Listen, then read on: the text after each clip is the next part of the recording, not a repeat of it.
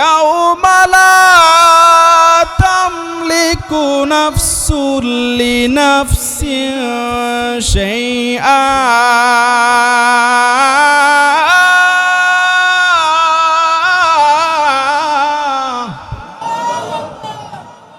ওয়াল আমরু ইয়াউমাইযিল লিল্লাহ।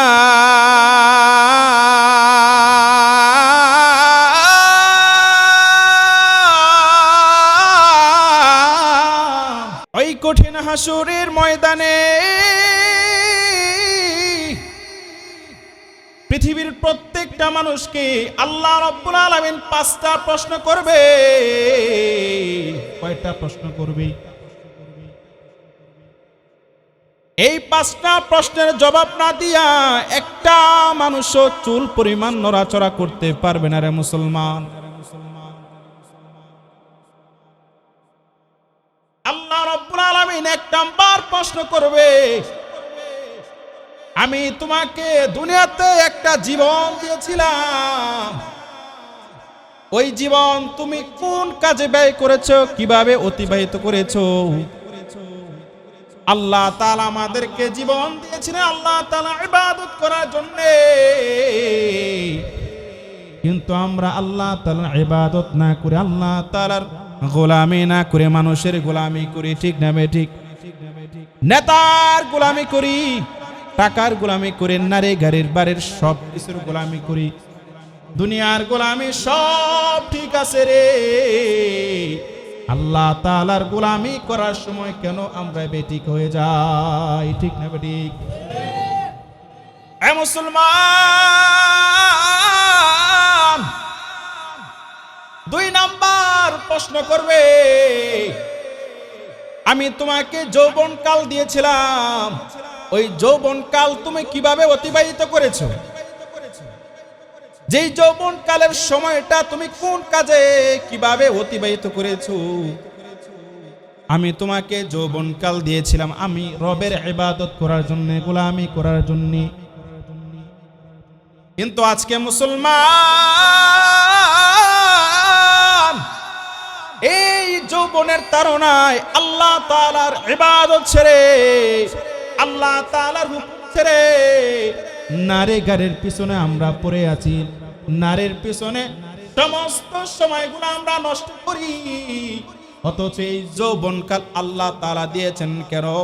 একমাত্র রবের গোলামি করার জন্য। জোরে বলেন ঠিক না বেঠিক? আরো জোরে বলেন ঠিক না বেঠিক? হে মুসলমান, 3 নাম্বার প্রশ্ন করবে, আরে দুনিয়ার মানুষ, আমি তোমাকে ধন সম্পদ দিয়েছিলাম, ওই ধন সম্পদ তুমি কিভাবে অর্জন করেছো? কিভাবে তুমি ওই ধন সম্পদ কামাই করেছো? আমাদের যে ধন সম্পদ, ওই ধন সম্পদ আমরা কিভাবে আয় করেছি, কিভাবে কামাই করেছি? আরাম আরাম ভক্ষণ করে করে, মানুষের উপর চাঁদাবাজি করে, মানুষের উপর জুলুম করে, মানুষের সম্পদ লুণ্ঠন করে, মানুষের কাছ থেকে সুদ ঘুষ খেয়ে খেয়ে যদি আমি আমার সম্পদ কামাই করি রে, ওই কঠিন হাসরের ময়দানে এই প্রত্যেকটা ধন সম্পদ আমরা কিভাবে অর্জন করেছি, কিভাবে আয় করেছি, আমার সব সম্পত্তির হিসাব আল্লাহর দরবারে দিতে হবে। ঠিক না বেঠিক? হে মুসলমান,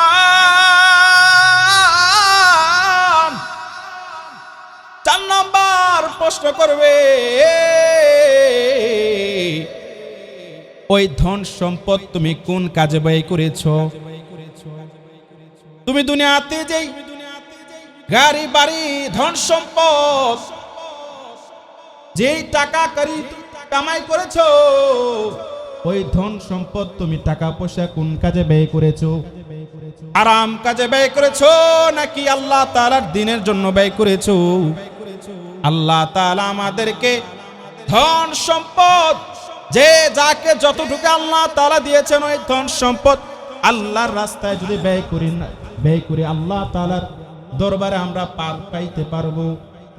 আর যদি আল্লাহ তাআলা দেওয়া ধন সম্পদ দিয়া হারাম কাজে লিপ্ত হই, ওই টাকা পয়সা দিয়ে যদি আমরা নারীর কাজের মধ্যে লিপ্ত হই, জিনার মধ্যে লিপ্ত হই, বাজে কাজের মধ্যে খরচ করি রে, গান বাজনার মধ্যে যদি আমরা খরচ করি, তাহলে হাসরের ময়দানে আল্লাহ তাআলার দরবারে ওই ধন সম্পদের পাই টু পাই আল্লাহ তাআলার দরবারে হিসাব দেওয়া লাগবে। ঠিক না বেটি? এই জন্য মুসলমান, আমার ধন সম্পদ আল্লাহর ঘর মসজিদে দান করব, দ্বীনের জন্য ব্যয় করব, মানুষের কল্যাণে ব্যয় করব রে, নবীর ঘর মাদ্রাসার মধ্যে ব্যয় করব, এতিম মিসকিনদের জন্য ব্যয় করব। কারণ এই ধন সম্পদ আল্লাহ তাআলা দিয়েছেন আল্লাহর রাস্তায় ব্যয় করার জন্য। যদি আল্লাহর রাস্তায় ব্যয় না করে জিনার মধ্যে লিপ্ত হয়ে যায়, তাহলে আল্লাহ তাআলার দরবারে ওই কঠিন হাসরের ময়দানে আমি জবাবদিহি করতে হবে। ঠিক না বেটি? আরো জোরে বলেন ঠিক না বেঠে? এ মুসলমান,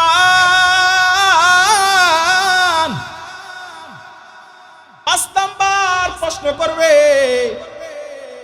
আরে দুনিয়ার মানুষ, তুমি এলেম অনুযায়ী কতটুকু আমল করেছো? শিক্ষা অনুযায়ী, জানা অনুযায়ী কতটুকু আমল করেছো? আমরা সকলেই অনেকেই জানি কোনটা হারাম কোনটা হালাল। হারাম হালাল এগুলা জানা সত্ত্বেও আমরা হারাম কাজের মধ্যে লিপ্ত হয়ে যাই। আমরা জানি পরনারীর দিকে তাকানো হারাম, পরনারীর সাথে মেলামেশা করা হারাম, কিন্তু তারপরেও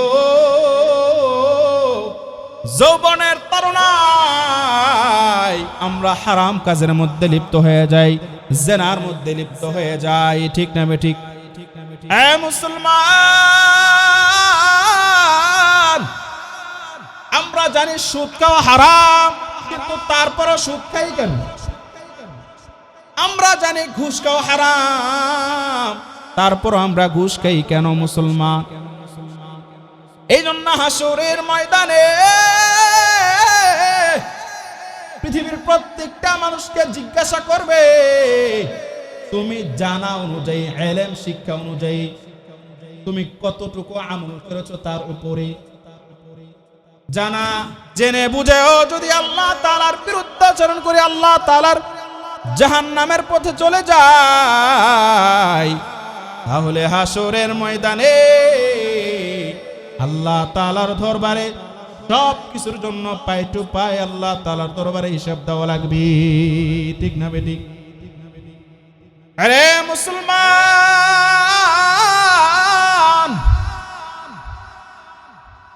ওই কঠিন হাসরের ময়দানে কেউ কারো কাজে আসবে না, কেউ কাউকে চিনবে না। রে মুসলমান, এ মুসলমান ইমানদার, ওই কঠিন হাসরের ময়দানে একটা নেক আমলের জন্য হাসরের ময়দানে দৌড়াদৌড়ি ছোটাছুটি চলবে। সন্তান যাবে মায়ের কাছে, একটা নেক আমলের জন্য জান্নাতে যাইতে পারে না। সন্তান মাকে গিয়ে ডাক দিয়ে বলবে, মা আমি একটা নেকের জন্য আজকে জান্নাতে যাইতে পারতেছি না গো মা। দুনিয়াতে আমাকে 10 মাস 10 দিন কত কষ্ট করেছো, গর্ভধারণ করেছো, শুরু থেকে নিয়ে আল্লাহ ওই মাকে ডাক দিয়ে বলবে, মা গো ছোট থেকে নিয়ে কত কষ্ট করে মুজাহিদা করে আমাকে বড় করেছো, আজকে একটা নেক আমলের জন্য আমি জান্নাতে যাইতে পারতেছি না গো মা, আমাকে যদি একটা নেক দিতা তাহলে আমি জান্নাতে প্রবেশ করতে পারতাম। এ মুসলমান, মা বলবে, কে রে তুই? আমি মা, আমি আবার কিসের মা তোর? আমার তো দুনিয়াতে কোনো বিবাহ শাদী হয় নাই, আমার আবার ছেলে সন্তান কিভাবে হবে? নাউজুবিল্লাহ, জোরে বলেন না নাউজুবিল্লাহ। এ মুসলমান, সন্তানকে মা ডেকে বলবে, কে রে তুই? আমার তো দুনিয়াতে কোনো বিবাহ শাদী হয় নাই, তুই আবার কোথা থেকে আসলি? এবার সন্তান যাবে বাবার কাছে, বাবাকে গিয়ে ডাকতে বলবে, বাবা, দুনিয়াতে আমার জন্য কত কষ্ট করেছো, রোদে পুড়ে বৃষ্টিতে ভিজে আমার ভবিষ্যতের জন্য টাকা করি জমাই করেছো। আজকে আমি একটা নেক আমলের জন্য জান্নাতে যেতে পারতেছি না রে বাবা, যদি আমাকে একটা নেক দিতা তাহলে আমি জান্নাতে যাইতে পারতাম। বাবা ডাক দিয়ে বলবে, কে রে তুই? আমি তো দুনিয়াতে কোনো বিবাহ শাদী করি না, তাহলে আমার সন্তান আসবে কোথা থেকে, আমার ছেলে আসবে কোথা থেকে? অতএব মুসলমান, মা সন্তানকে চিনবে না, বাবা সন্তানকে চিনবে না, স্বামী স্ত্রীকে চিনবে না, স্ত্রী স্বামীকে চিনবে না। স্ত্রী স্বামীর কাছে যাবে একটা নেক আমলের জন্য। ও স্বামী, দুনিয়াতে আমরা কত বছর বছর আমরা একসাথে সংসার করেছি, একসাথে আমরা চলাফেরা করেছি, আজকে একটা নেক আমলের জন্য তুমি আমাকে দুনিয়াতে কতই না ভালোবাসতা, কতই না আদর করতা, কতই না ভালোবাসতা, মুহাব্বত করতা। আজকে এই হাসরের ময়দানে একটা নেক আমলের জন্য আমি জান্নাতে যাইতে পারতেছি না রে স্বামী, যদি আমাকে একটা নেক আমল দিতা আমি জান্নাতের মধ্যে প্রবেশ করতে পারতাম। এ মুসলমান, স্বামী ওই স্ত্রীকে ডাকতে বলবে, আমি তো দুনিয়াতে কোনো বিবাহ শাদী করি নাই, আমার দুনিয়াতে কোনো স্ত্রী ছিল না। সন্তান মাকে চিনবে না, মা সন্তানকে চিনবে না, স্বামী স্ত্রীকে চিনবে না। স্বামীও যখন স্ত্রীর দরবারে গিয়ে বলবে, ও স্ত্রী, তোমার জন্য আমি রাতকে দিন করে, দিনকে রাত করে দুনিয়ার মধ্যে তোমাকে কত মুহাব্বত করতাম, কত ভালোবাসা ছিল, কত মুহাব্বত ছিল, কিন্তু আজকের এই কঠিন ময়দানে একটা নেক আমলের জন্য আমি জান্নাতে যাইতে পারতেছি না রে স্ত্রী, যদি তুমি আমাকে একটা নেক দিতা রে, তাহলে আমি আল্লাহর তৈরি জান্নাতে যেতে পারতাম। ওই স্ত্রী ডেকে ডেকে বলবে, আমার তো দুনিয়াতে কোনো বিবাহ শাদী হয় না, আমার তো কোনো স্বামী ছিল না, কেউ কাউকে চিনবে না। হাসরের ময়দানে প্রত্যেকে নাফসি নাফসি বলে কাঁদবে। ওগো, তুমি আমাকে জাহান্নাম থেকে বাঁচাও, তুমি আমাকে জাহান্নাম থেকে বাঁচাও। প্রত্যেকটা মানুষ ওই হাসরের ময়দানে কেউ কাউকে চিনবে না, কেউ কারো উপকার আসবে না রে, প্রত্যেকটা মানুষ নাফসি নাফসি বলে কাঁদবে। আল্লাহ তাআলার অর্ডার ছাড়া কেউ কারো সাহায্য সহযোগিতা করবে না। এই জন্য মুসলমান, আল্লাহ তাআলা কুরআনুল কারীমের মধ্যে ডাক দিয়ে বলে, ইয়াউমা লা তামলিকু নাফসুল লিনাফসিন শাইআ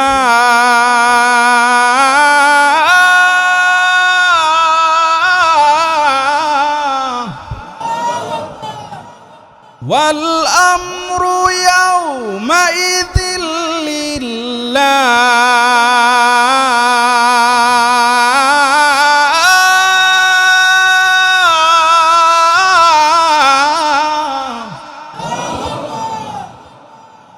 আল্লাহ তাআলার অর্ডার ব্যতীত, আল্লাহ তাআলার আদেশ ব্যতীত কেউ কাউকে সাহায্য সহযোগিতা করতে পারবে না। এ মুসলমান, ওই কঠিন হাসরের ময়দানে কেউ কারো উপকার আসবে না, কেউ কারো উপকার করতে পারবে না, সাহায্য সহযোগিতা করতে পারবে না। ওই হাসরের ময়দানে একমাত্র আল্লাহ তাআলার অর্ডারে সব কিছু কার্যকর হবে, একমাত্র আল্লাহ তাআলার অর্ডারে সব সমাধান হবে। আল্লাহ তাআলার সিদ্ধান্তের বাইরে কেউ যেতে পারবে না, কেউ কাউকে সাহায্য সহযোগিতা করতে পারবে না। এ মুসলমান, প্রত্যেকটা মানুষ নিজের জন্য কাঁদবে, নাফসি নাফসি বলে বলে কাঁদবে।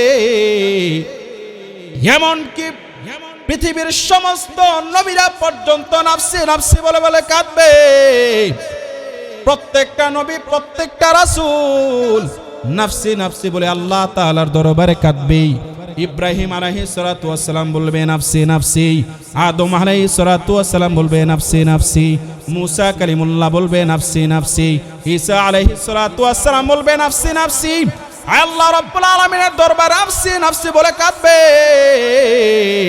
আল্লাহ তাআলার দরবারে সমস্ত নবী পয়গম্বররা জাহান্নাম থেকে মুক্তি পাওয়ার জন্য সিজদায় পড়ে পড়ে আল্লাহ তাআলার দরবারে নাফসি নাফসি বলে কাঁদবে, প্রভু গো তুমি আমাকে জাহান্নাম থেকে বাঁচাও। কিন্তু এই কঠিন হাসরের ময়দানে সমস্ত পয়গম্বররা যখন নাফসি নাফসি বলে কাঁদবে, সমস্ত মানুষগুলো যখন নাফসি নাফসি বলে কাঁদবে, কিন্তু আপনার আমার নবী বিশ্ব নবী রাহমাতুল লিল আলামিন আপনার আমার জন্য আল্লাহ তাআলার দরবারে কুদরতি পায়ে সিজদায় পড়ে পড়ে পড়ে কান্না করে করে কাঁদবে আর বলবে ইয়া রব্বি হাবলি ইয়া উম্মতি। আল্লাহু আকবার। আর রাসূল বলেন না আল্লাহু আকবার। সমস্ত পয়গম্বররা নাফসি নাফসি বলে কাঁদবে, কিন্তু দুজাহানের সরকার আপনার আমার প্যারা নবী বিশ্ব নবী রাহমাতুল লিল আলামিন আল্লাহ তাআলার দরবারে এই গুনাহগার উম্মতের জন্য আল্লাহ তাআলার দরবারে কাঁদবে।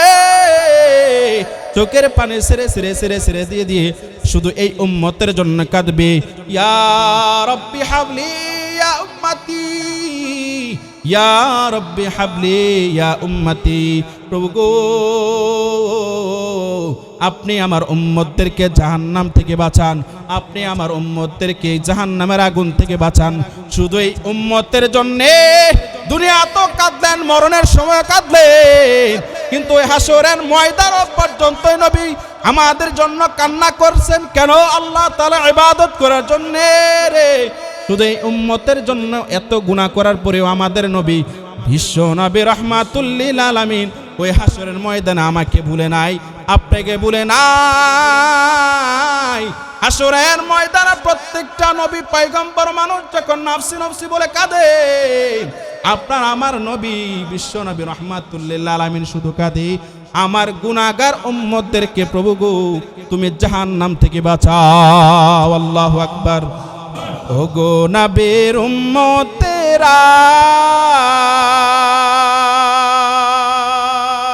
হয়ে আজি দিশাহারা, ও গো নবীর উম্মতেরা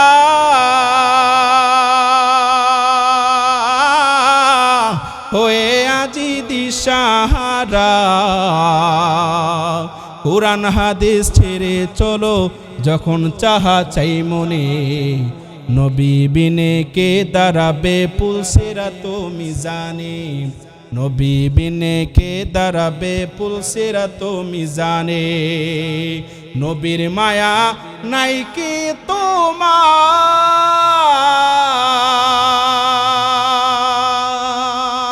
কেমনে দুঃখ দাও যে আবার। নবীর মায়া নাই কি তোমার, কেমনে দুঃখ দাও যে আবার।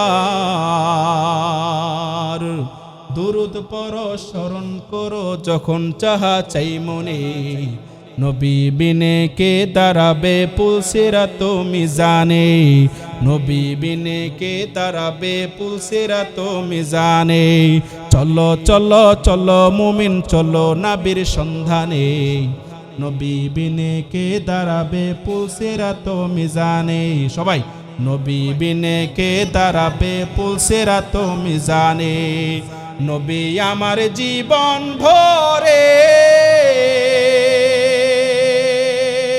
দিনের লাগি কষ্ট করে, নবী আমার জীবন ভরে, দিনের লাগি কষ্ট করে দান দান শহীদ করিলেন উহুদের ময়দানে। নবী বিনে কে দাঁড়াবে পুলসিরাত মিজানে, নবী বিনে কে দাঁড়াবে পুলসিরাত মিজানে। এমন এতিম নবী আমার, পিতা মাতা নাই যে তাহার, এমন এতিম নবী আমার, পিতা মাতা নাই যে তাহার। তারপরেও কত মারা মারলো তাকে দুশ্মনে, নবী বিনে কে দাঁড়াবে পুলসিরাত মিজানে, নবী বিনে কে দাঁড়াবে পুলসিরাত মিজানে। চলো চলো চলো মুমিন চলো নবীর সন্ধানে, নবী বিনে কে দাঁড়াবে পুলসিরাত মিজানে। জোরে বলেন না আল্লাহু আকবার, আরো জোরে বলেন আল্লাহু আকবার। হাসরের ময়দানে আপনার আমার নবী আমার জন্য কাঁদবে। ওই নবীর জন্য আমাদের দয়া মায়া যদি না থাকে, হাসরের ময়দানে নবীর সুপারিশ আমাদের কপালে থাকবে না। রে মুসলমান, এ মুসলমান, আল্লাহর নবী বিশ্ব নবী রাহমাতুল লিল আলামিন দ্বীনের জন্য ইসলামের জন্য কত কষ্ট মুজাহিদা করেছে রে বান্দা, জানোনি? আল্লাহর নবী বিশ্ব নবী রাহমাতুল লিল আলামিনকে হযরত আয়েশা রাদিয়াল্লাহু তাআলা আনহা ডাক দিয়ে বলে, ইয়া রাসূলুল্লাহ, ইয়া হাবিবাল্লাহ, তায়েফবাসী আপনার সাথে কেমন আচরণ করেছিল? আল্লাহর নবী বিশ্ব নবী রাহমাতুল লিল আলামিন ডাক দিয়ে বলে, আয়েশা রে, আমি যখন তায়েফের ময়দানে দিনে দাওয়াতের জন্য, কালেমার দাওয়াতের জন্য যাব, এমনি যখন তায়েফের ময়দানে প্রবেশ করব, তখন দুইজন কাফের বেঈমান আমাকে দেখে ফেলছে।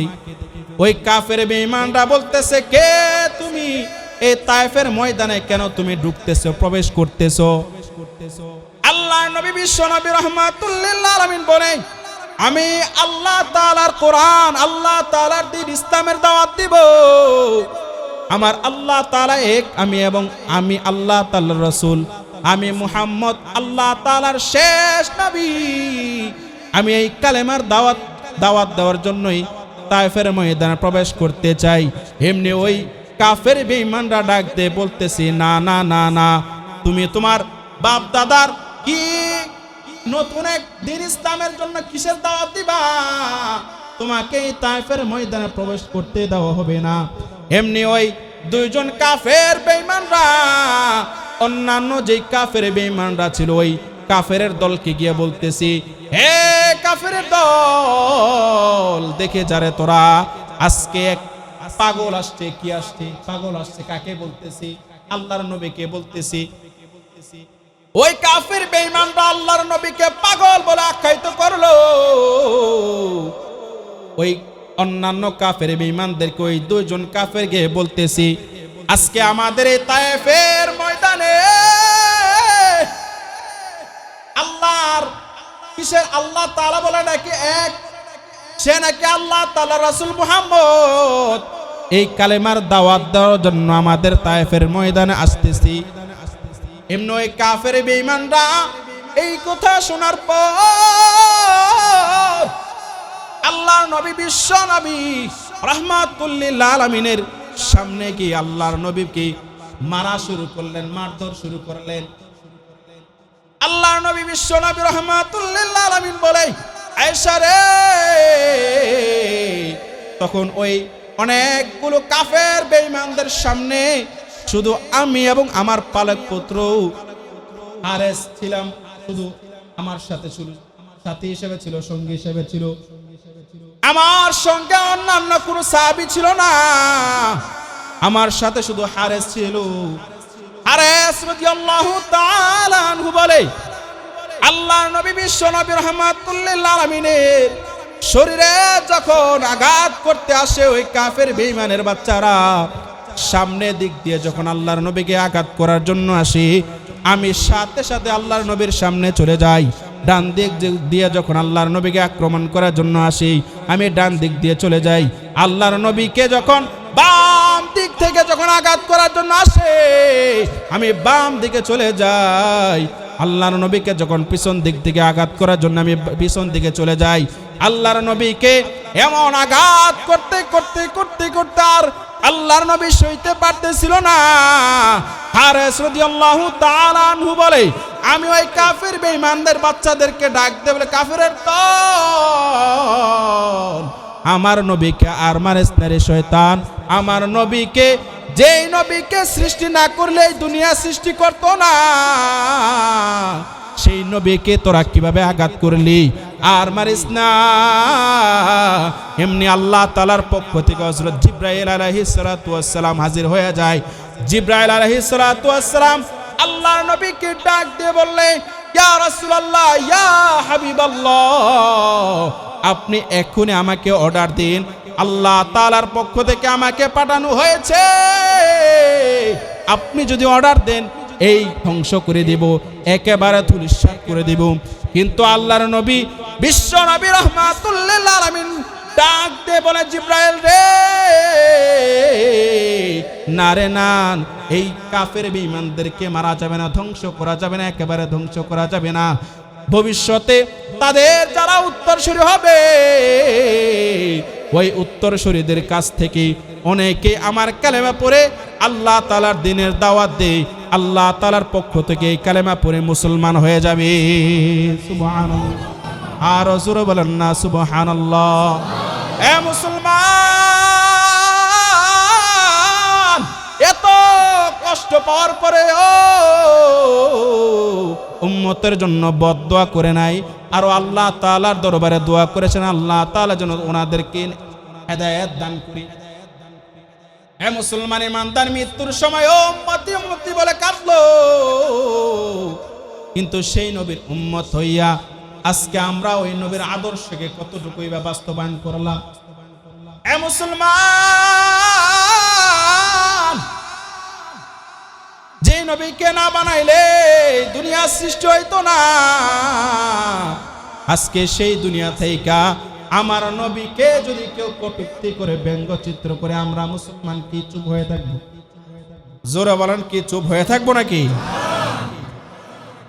আজকে দেখবেন কিছুদিন পর পর আমার নবীকে নিয়ে করা হয়। মুসলমান যুবক, আমাদের যদি ঈমান থাকে, যারা পরিমাণ যদি ঈমান থাকে, আমার নবীকে নিয়ে যদি কেউ কটূক্তি করে, এই বাংলার জমিনে তাকে থাকতে দেওয়া হবে না। কারণ আল্লাহর নবীকে নিয়ে কটূক্তি করে কাফের বেঈমান মুশরিকের বাচ্চারা থাকতে পারবে না। কারণ মুসলমানের দেশে নাস্তিক মুরতাদরা যদি আমার নবীকে নিয়ে কেউ কটূক্তি করে, এই বাংলার জমিনে একজন মুসলমান থাকা সত্ত্বেও পর্যন্ত এই বাংলার জমিনে কোনো নাস্তিক বেঈমান থাকতে পারবে না। ঠিক না বা ঠিক? জোরে বলুন। হে মুসলমান ইমানদার, কিছুদিন আগে দেখছেন যে বাউল সরকার, আবুল সরকার, বাউল সরকার, বাউল সরকার, ঠিক না বা ঠিক? সে আল্লাহকে নিয়ে কটূক্তি করেছে। কি কটূক্তি করেছে? অনেক এরকম কথাবার্তা বলেছে যেগুলা আপনাদের সামনে বলাও মুশকিল। সে বলতেছে, আল্লাহ তাআলা কোরআনে বলছে, কুল আউযু বিরাব্বিন নাস, মালিকিন নাস, ইলাহিন নাস। আল্লাহ তাআলা বলছে নাসার জন্য, নাউযুবিল্লাহ। আরো জোরে বলেন না নাউযুবিল্লাহ। হে মুসলমান, ৯২% মুসলমানের দেশে আমার নবীকে নিয়ে কটূক্তি করবে, আমার রাসূলকে নিয়ে কটূক্তি করবে, আল্লাহ তাআলাকে নিয়ে কটূক্তি করবে, আমার আল্লাহ তাআলার কোরআনকে নিয়ে কটূক্তি করবে। আমাদের শরীরের এক বিন্দু রক্ত থাকা পর্যন্ত ওই নাস্তিক মুরতাদ সে যত ক্ষমতাশীল হোক না কেন, যত পাওয়ারওয়ালা লোক হোক না কেন, আমরা তাকে জ্যান্ত থাকতে দিব না। ঠিক না ঠিক? মুসলমানের দেশে 92% মুসলমানের দেশে, পীর আউলিয়াদের দেশে, শাহজালাল শাহপুরান ইয়ামিনের দেশে কোন নাস্তিক মুরতাদরা যদি আবার আল্লাহ তাআলাকে কোরআনকে নিয়ে আল্লাহর নবীকে নিয়ে কেউ কটূক্তি করে, ইতিহাস পড়ে দেখো বাংলার জমিনে কেউ কটূক্তি করেছে, অনেকেই নাস্তিক মুরতাদদের পক্ষে তারা স্লোগান দিচ্ছে, আল্লাহর নবীর বিরুদ্ধে চলে যায়, অনেকে মুসলমান হওয়া সত্ত্বেও তাদের পক্ষে তেলবাজি করে। ঠিক না ঠিক? এজন্য আমাদের মুনাফিকি করা যাবে না, আমাদের সব সময় সতর্ক থাকতে হবে। আমাদের নেতা বলে আমি তাকে আমার নবীর বিরুদ্ধে চলে যাবে, আমার কোরআনের বিরুদ্ধে চলে যাবে, আমার আল্লাহ তাআলার বিরুদ্ধে চলে যাবে, ওই নেতা আমার দরকার নাই। ঠিক না ঠিক? আমাদের নেতাকে জোরে বলেন তো কে? আমাদের নবী বিশ্ব নবী রাহমাতুল্লিল আমাদের নেতা। ঠিক না ঠিক? আর রাসূল বলেন ঠিক না ঠিক? হে মুসলমান ইমানদার, 92% মুসলমানের দেশে ইতিহাস সাক্ষী তসলিমা নাসরিন ইসলামকে নিয়ে কটূক্তি করেছে। মুসলমানরা যখন তাওহীদি জনতা যখন আন্দোলন করেছে টিকতে পারে নাই। বাউল সরকার আরেকটা ছিল, নাম জানো কি, ইসলামকে নিয়ে কটূক্তি করেছে, টিকতে পারে নাই। পার্লামেন্টের নেতা ছিল টাকলা মুরাদ, কোরআনকে নিয়ে ইসলামের বিরুদ্ধে কটূক্তি করেছে, টিকতে পারে নাই। এই মুসলমানের দেশে, ইমামদারদের দেশে, উলামায়ে কেরামদের দেশে আগামী দিনে বিশ্ব নবী রাহমাতুল্লিল আলামিনকে নিয়ে আল্লাহ তাআলার বিরুদ্ধাচরণ যারা করবে, কোরআনের অবমাননা যারা করবে, নাস্তিক মুরতাদদের বাচ্চাদেরকে কতল করার জন্য আমরা তৈরি আছি তো ইনশাআল্লাহ। আমার আপনার নবী বিশ্ব নবী রাহমাতুল্লিল আলামিনের জন্য আমাদের জীবন সবকিছু ত্যাগ করতে হবে। হয়তোবা আমরা নামাজ পড়তে পারি না, নবীর সুন্নাত দাঁড়িয়ে রাখতে পারি না, কিন্তু হ্যাঁ আমি তোমাকে বুঝাবো, আমি তোমাকে দিনের মতো ডাকবো, কিন্তু যখন আমার আল্লাহর বিরুদ্ধে কেউ কটূক্তি করবে, বিরুদ্ধাচরণ করবে, আমার আল্লাহ তাআলা কোরআনকে অবমাননা করবে, তখন কি আমরা চুপ থাকবো? কারণ তখন আমরা আমাদের আল্লাহ তাআলাকে ছোট করতে পারবো না। কারণ যদিও আমি দাঁড়িয়ে রাখতে পারি না, নামাজ ঠিক মতো আদায় করতে পারি না, কিন্তু আমার আল্লাহ তাআলাকে নিয়ে, আমার নবীকে নিয়ে কেউ কটূক্তি করলে বিন্দু পরিমাণ ছাড় দেব না। ঠিক না ঠিক? আল্লাহ তাআলা আমাদের সবাইকে আমাদের মৃত্যুর আগ পর্যন্ত আল্লাহর নবী বিশ্ব নবী রাহমাতুল্লিল আলামিনের আদর্শে আমাদের জীবন, আমাদের মরণ, আমাদের জান মাল সব কুরবান করার মতো তৌফিক দান করেন। ওমা আলাইনা ইল্লাল বালাগ।